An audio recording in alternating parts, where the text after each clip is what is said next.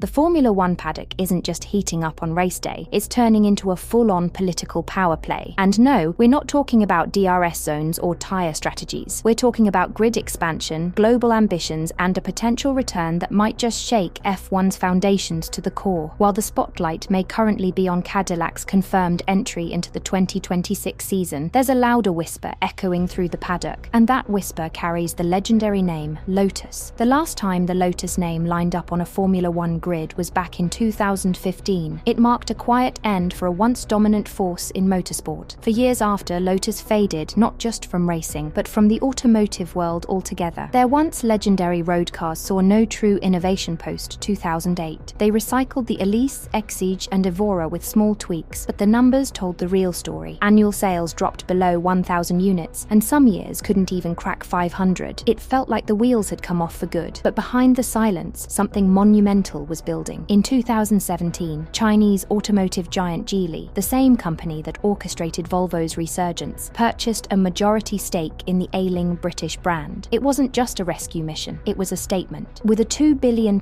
investment, Geely didn't just want to save Lotus, they wanted to transform it into a global powerhouse once more. And now, in the FIA's aggressive push to bring in a 12th team, Lotus has become more than just a nostalgic name. It's a legitimate contender with geopolitical weight behind it. While General Motors and Cadillac are set to become the 11th team in Formula One under the FIA's green light, FIA President Mohammed Ben Sulayem is already looking ahead. He's made it no secret that he wants a 12th team, and his eyes have firmly locked onto China. Not because it's a convenient PR move, but because it's a strategic one. With a population of 1.4 billion, a booming auto industry, and a growing appetite for motorsport, China represents untapped potential. Ben Sulayem isn't talking about adding another race to the calendar. He wants meaningful team entries, the kind that shake up the status quo and widen Formula One's global footprint. And in this grand game of global chess, Lotus fits like a queen. On paper, it's the perfect hybrid. British racing heritage, Chinese capital, and a brand name that still carries serious weight. While Cadillac has already endured its own rough path to entry, initially rejected due to commercial concerns before General Motors took the wheel directly, Lotus offers a cleaner, perhaps more politically elegant solution. Let's not sugarcoat Cadillac's F1 journey. Their original partnership with Andretti got the green light from the FIA, but hit a brick wall when Formula One management and several team principals pushed back, citing concerns over revenue dilution and operational headaches. It was messy, it was public, and it almost collapsed. But GM recalibrated, removed Andretti from the equation, and pressed forward under the Cadillac name. That direct move signaled something powerful. Big brands with deep pockets aren't just interested in F1, they're willing to fight for a seat at the table. Ben Sulayem took note. For him, it wasn't about the logos, it was about what those brands represented. New markets, new fans, new money. If America could push in Cadillac, why not counterbalance that with China? The timing couldn't be more perfect for Lotus. Since the Geely takeover, the brand has undergone a quiet revolution. In 2021, they unveiled the Emira, a modern sports car that paid tribute to Lotus's lightweight legacy while embracing updated tech. Then came the Evija, a 2,000 horsepower all-electric hypercar that turned heads and broke expectations. These weren't just new models, they were declarations of intent. Lotus wasn't content being a retro brand for collectors, it wanted to lead the future. Behind the scenes, there's even more movement. Industry insiders have confirmed that Lotus, with support from Geely's high-tech facilities, has already started development on a hybrid power unit with F1 in mind. Whether as a standalone entry or in collaboration with another constructor, the ambition is clear. Bring Lotus back to the pinnacle of motorsport. And with the 2026 regulation changes focusing on hybrid efficiency and sustainable fuels, the timing is almost too perfect to ignore. Of course, getting onto the grid is more than just submitting an application. There's the small matter of the $200 million anti-dilution fee designed to protect the existing team's revenue. There's the technical challenge of building a competitive car under F1's cost cap. And there's the political nightmare of convincing top teams like Mercedes, Ferrari, and Red Bull that your arrival won't upset their carefully calculated share of the prize pot. But if anyone can tick those boxes, it's Geely-backed Lotus. The financial backing is there, the engineering is there, and perhaps most critically, the FIA wants them there. Ben Sulayem has made it very clear that expansion won't come from Europe anymore. We need fewer Grands Prix and more teams, he said. He doesn't want quantity, he wants quality. He wants stables that add to the show, not just occupy space space in the garage, and Lotus, with its combination of legacy, funding, and fresh technological vision, might just be the dream ticket. This move is about more than just adding colour to the grid. It's about shaping the future of Formula One as a truly global sport, not just in fan base or racetracks, but in ownership, engineering, and branding. If Lotus returns, it will do so as more than just a European team. It will carry the industrial firepower of China, a country that has been slowly but surely trying to carve out a place for itself in global motorsport. A Chinese-backed Lotus team wouldn't just be another entry. It would be a symbol. It would represent F1's shift from its Eurocentric roots to a more multipolar world, where America, China, and potentially even the Middle East become major players in shaping the grid, not just watching from the stands. It's no longer about flags on cars. It's about economic presence, technological superiority, and strategic influence. This emerging USA-China subplot, Cadillac versus Lotus, has all the ingredients of a rivalry that transcends racing. It mirrors a broader geopolitical competition that spans trade wars, tech innovation, and now the world's fastest sport. While Cadillac represents the Western giant staking a claim, Lotus represents a resurrection led by Eastern capital and Western legacy. Both are new, both are powerful, and both could define the next era of Formula One. But let's be clear, none of this is guaranteed. For Lotus to make the leap, it needs more than just a flashy power unit and a slick pitch deck. It needs to pass the FIA's tough tests. It needs to prove its racing division is serious, its infrastructure is sound, and its ambition is long-term. It must convince both the FIA and F1's commercial rights holders that its return is not a sentimental gesture, but a strategic play to uplift the sport. And yet, as the whispers turn into real conversations and the FIA continues to emphasize its desire for a Chinese entry, all signs point to Lotus being in pole position for that coveted 12th spot. The question now isn't whether the grid will expand, it's who gets the golden ticket. Will it be another unknown upstart? Or will it be a historic name with unfinished business and the financial muscle to take on the giants? In a sport where the stakes have never been higher and the politics never murkier, Lotus might just be the perfect storm. So as we watch Cadillac prepare to make its mark in 2026, attention is already shifting east. The Lotus name, once left in the pit lane of history, is roaring back to life. And this time, it's got global ambitions, electric horsepower, and $1 billion backing to make sure the world takes notice. Formula One is no longer just about lap times and constructors' points. It's about where the sport is headed, who's shaping its future, and which countries are calling the shots. If Lotus returns, it won't just be a comeback story, it will be a transformation. If Lotus returns to Formula One with Chinese backing, will it be a revival of a legendary team, or the start of a whole new era where racing history and global politics go head to head? Let us know in the comments. Until next time, goodbye for now.